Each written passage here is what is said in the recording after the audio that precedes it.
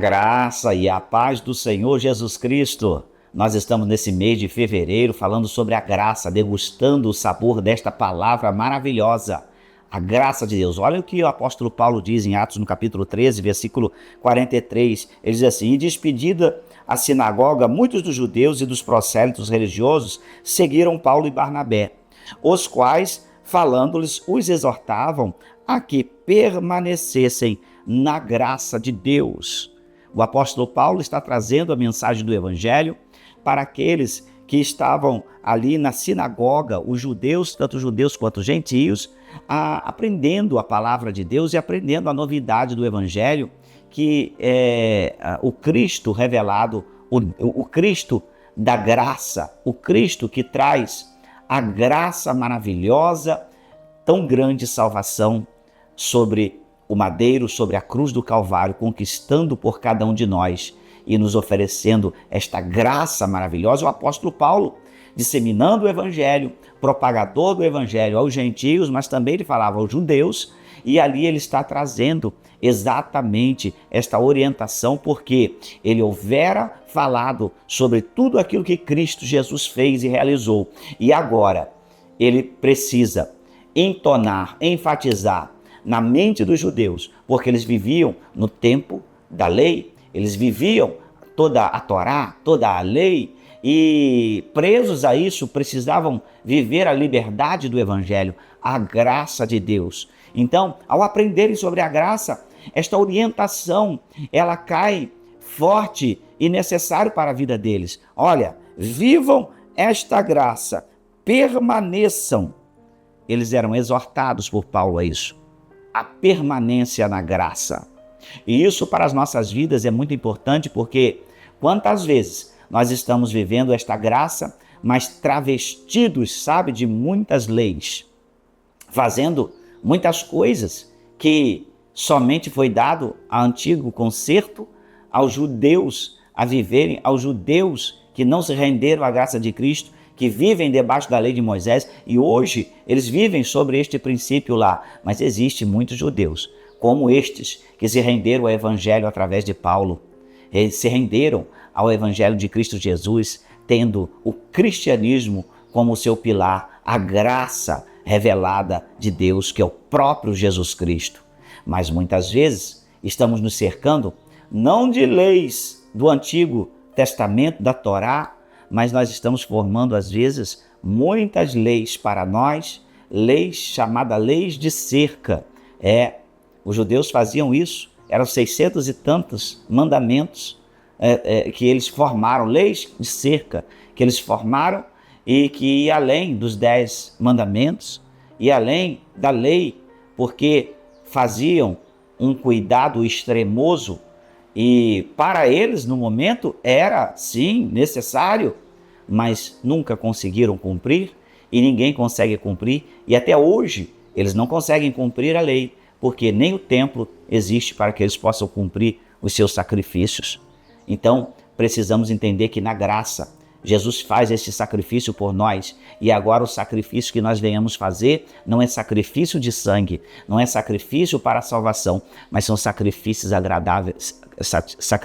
agradáveis a Deus pela manutenção da nossa vida cristã, pela perseverança, sacrifícios de testemunho real de que conhecemos esta graça e queremos prosseguir nesta graça. Mas até onde temos feito leis que cercam, sabe?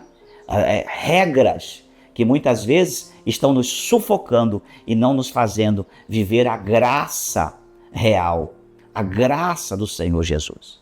E também não podemos pensar o contrário, de que também a graça seja, tudo que é regra põe fora, porque na graça não tem regra. Peraí, também não é isso. Precisamos viver o equilíbrio. E a graça nos chama a isso. Viver a graça de Cristo Jesus é viver este equilíbrio da vida cristã, sabendo que temos que ter disciplinas na nossa vida. Precisamos obedecer a palavra, precisamos estar sob os cuidados pastorais, porque a Bíblia diz, a palavra de Deus diz que Deus deu à igreja pastores, deu profetas, evangelistas, deu como dons à igreja. Isso quer dizer como cuidado. E há também na palavra de Deus, né, uma figura muito importante lá no Antigo Testamento, de que Eliezer, um empregado de Abraão. Ele sai do meio da onde Abraão mora e vai para distante, o lugar da parentela de Abraão, buscar uma noiva para Isaque, o filho de Abraão. E simbolizado na vida hoje da igreja, essa noiva é a igreja. Rebeca foi por Eliezer encontrada para levá-la até Isaque, o noivo. Então, esse Eliezer simboliza o Espírito Santo, que hoje cuida da igreja, busca a igreja para encontrar Jesus, o noivo. Então, nesta simbologia, nesta figura, nós entendemos que o Espírito Santo está cuidando da nossa vida e nós precisamos entender que ao transportar esta noiva até encontrar o noivo, há um processo. E o interessante é que eu falei disso só porque existe uma simbologia aí. Diz que a noiva aceita ir com Eliezer e aí ela sobe nos camelos e é transportada pelo deserto sobre os camelos. E aí, por isso eu disse que Deus deu à igreja dons, deu pastores, evangelistas, é sobre os ombros pastorais. Esse camelo simboliza os ombros pastorais. A igreja está sob a responsabilidade do ensino, do pastoreio. Então, muitas vezes nós queremos tirar as regras na graça e dizer, é graça, não tem regras. Existe sim. Existe cuidados pastorais, orientação da palavra de Deus para a sua vida. Quem sabe muitas pessoas estão perdidas exatamente porque não estão entendendo isso. Nós não estamos vivendo a lei, mas nós temos sim princípios pelos quais nós precisamos observar e viver diante desta graça maravilhosa. É o favor que não merecemos, mas ao recebermos este favor que não merecemos, ele nos chama a permanecer neste amor. E para permanecer neste amor, também tem que ser por amor. Então, por amor, eu me submeto à palavra, à orientação pastoral. Por amor, eu estou ligado à igreja, ao corpo, através da comunhão do sangue de Jesus simbolizada no pão e no cálice. Então, isso são regras claras, mas não regras da lei. Nós precisamos trazer esse entendimento e este equilíbrio, e vida cristã é equilíbrio, para que vivamos sempre esta graça por meio da graça. Viver graça por graça é o maravilhoso, é o que Deus preparou para nós. Reflita nestas coisas, que Deus abençoe o seu coração neste dia. Quem sabe compartilhe com pessoas esta meditação e esteja conosco em nossa igreja, em nossos cultos. Será para nós um prazer a sua presença. Deus te abençoe abundantemente.